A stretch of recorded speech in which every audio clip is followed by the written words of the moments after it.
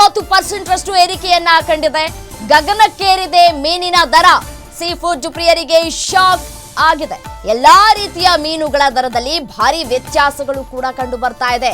ಬೇಡಿಕೆಗೆ ತಕ್ಕಷ್ಟು ಮೀನು ಪೂರೈಕೆ ಆಗದ ಹಿನ್ನೆಲೆ ದರ ಏರಿಕೆ ಆಗ್ತಾ ಇದೆ.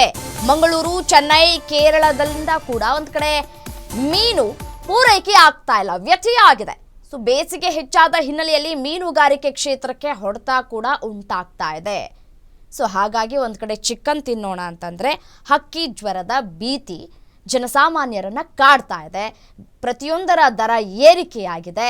ಅಟ್ಲೀಸ್ಟ್ ನಾವು ಮೀನನ್ನು ತಿನ್ನೋಣ, ಸೀ ಫುಡ್ ಆದರೂ ತಿನ್ನೋಣ ಅಂತಂದರೆ ಈಗ ಅದರ ದರವೂ ಕೂಡ ಏರಿಕೆಯಾಗಿದೆ. ಎಲ್ಲಿ ಹೋಗೋಣ, ಹೇಗೆ ಬದುಕೋಣ ಅಂತ ಹೇಳಿ ಜನ ಪ್ರಶ್ನೆ ಮಾಡ್ತಾ ಇದ್ದಾರೆ. ಒಂದು ಕಡೆ ಬೇಸಿಗೆ ಕಾಲ ಆರಂಭ ಆಗ್ತಾ ಇರುವಂತಹ ಹಿನ್ನೆಲೆಯಲ್ಲಿ ಮೀನಿನ ಕ್ಷೇತ್ರಕ್ಕೆ ಹೊಡೆತ ಕೂಡ ಉಂಟಾಗಿದೆ ಅಂತ ಹೇಳಿ ಈಗ ಮೀನಿನ ವಿಚಾರಕ್ಕೆ ಸಂಬಂಧಪಟ್ಟಂತೆ ಮತ್ತಷ್ಟು ಡೀಟೇಲ್ಸ್ ನೀಡ್ತಾ ಹೋಗ್ತಾರೆ ನನ್ನ ಕಲೀಗ್ ಚಂದನ. ನೇರ ಸಂಪರ್ಕದಲ್ಲಿ ಜಾಯಿನ್ ಆಗಿದ್ದಾರೆ ನ್ಯೂಸ್ ಡೆಸ್ಕ್ನಿಂದ. ಎಸ್ಸೇನು ಚಂದನ, ಎಲ್ಲ ದರದ ಏರಿಕೆಯ ಬಿಸಿ ಜನಸಾಮಾನ್ಯರನ್ನ ಕುದಿಯುವ ಎಣ್ಣೆಯಲ್ಲಿ ಕೂರಿಸ್ಬಿಟ್ಟಿದೆ. ಈಗ ಒಂದು ಕಡೆ ಹಕ್ಕಿ ಜ್ವರ, ಚಿಕನ್ ತಿನ್ನೋಣ ಅಂತಂದರೆ, ಇನ್ನು ಮಟನ್ ದರ ಬಿಡಿ ಅದು ಆಕಾಶವನ್ನು ಮುಟ್ಟಿದೆ ಅಂತ ಹೇಳ್ಬೋದು. ಈಗ ಮೀನಿನ ದರ ಏರಿಕೆಯಾಗಿದೆ. ಯಾವ್ಯಾವ ಮೀನಿನ ದರ ಎಷ್ಟೆಷ್ಟಕ್ಕೆ ಏರಿಕೆಯಾಗಿದೆ, ಕೈಗೆ ಎಟಿಕದೇ ಇರುವಷ್ಟು ದರ ಎಷ್ಟಕ್ಕೆ ಏರಿಕೆಯಾಗಿದೆ ಅಂತ ಡೀಟೇಲ್ಸ್ ನೀಡ್ತಾ ಹೋಗುತ್ತೆ. ರಮ್ಯಾ, ಏನೀಗ ಚಿಕನ್ ಹಕ್ಕಿ ಜ್ವರ ಬಂದಿರುವಂತಹ ಹಿನ್ನೆಲೆಯಲ್ಲಿ ಜಾಸ್ತಿ ಜನ ಚಿಕನ್ ವ್ಯಾಪಾರಿಗಳಿಗೂ ಕೂಡ ಇದು ಹೊಡ್ತಾ ಬಿದ್ದಿದೆ. ಚಿಕನ್ ತಿನ್ನೋದಕ್ಕೂ ಕೂಡ ಜನ ಹಿಂದೆ ಮುಂದೆ ನೋಡ್ತಾ ಇದ್ದಾರೆ. ಯಾಕಂತ ಹೇಳಿದ್ರೆ ಹಕ್ಕಿ ಜ್ವರದ ಹಿನ್ನೆಲೆಯಲ್ಲಿ ಚಿಕನ್ ಮಾರಾಟಕ್ಕೆ ಈಗಾಗಲೇ ಒಂದಷ್ಟು ನಿಯಮಗಳು ಕೂಡ ಇರೋದ್ರಿಂದ ಜನ ಚಿಕನ್ ತಿನ್ನೋದನ್ನು ಸ್ವಲ್ಪ ಕಡಿಮೆ ಮಾಡಿದ್ದಾರೆ. ಇನ್ನು ಮಟನ್ ಅನ್ನೋ ವಿಷಯಕ್ಕೆ ಬರೋದಾದರೆ ಮಟನ್ನ ಬೆಲೆ ಈಗ ಗಗನಕ್ಕೇರಿರೋದ್ರಿಂದ, ಮಟನ್ ಈಗ ಸಮ್ಮರ್ ಇರೋದ್ರಿಂದ ಕೂಡ ಜಾಸ್ತಿ ಜನ ಮಟನ್ ತಿನ್ನೋದಕ್ಕೆ ಹಿಂದೆ ಮುಂದೆ ನೋಡ್ತಾ ಇದ್ದಾರೆ. ಇನ್ನು ಮೀನಿನ ಬೇಡಿಕೆ ಕೂಡ ಹೆಚ್ಚಾಗಿದೆ. ಈ ಬೇಡಿಕೆ ಹೆಚ್ಚಾಗ್ತಿರುವಂತಹ ಹಿನ್ನೆಲೆಯಲ್ಲೇ ಮೀನಿನ ದರ ಕೂಡ ಹೆಚ್ಚಳ ಆಗಿದೆ.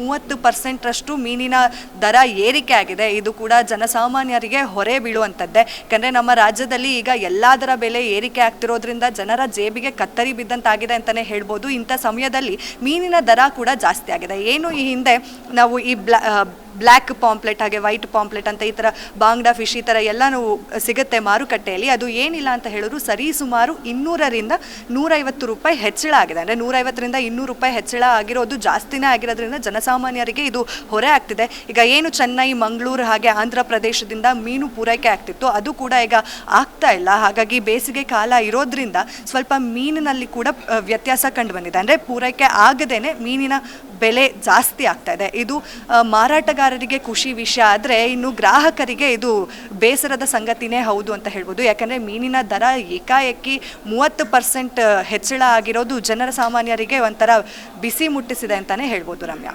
ರೈಟ್ ಚಂದನ, ಪ್ರತಿಯೊಂದರ ದರ ಏರಿಕೆ ಮಾತ್ರ ನಾವು ಸಿಗತ್ತೆ. ಬಟ್ ಆದರೆ ಬೆಲೆ ಏರಿಕೆ ಏನಾಗಿರುತ್ತೆ ಅದು ಕಡಿಮೆ ಮಾತ್ರ ಮಾಡೋದಿದೆಯಲ್ಲ, ಅದು ಯಾವತ್ತಿಗೂ ಕೂಡ ನಾವು ಕಾಣ್ಲಿಕ್ಕೆ ಸಾಧ್ಯ ಇಲ್ಲ ಅಂತ ಕಾಣಿಸುತ್ತೆ. ಥ್ಯಾಂಕ್ ಯು ತಮ್ಮೆಲ್ಲ ಡೀಟೇಲ್ಸ್ಗೆ.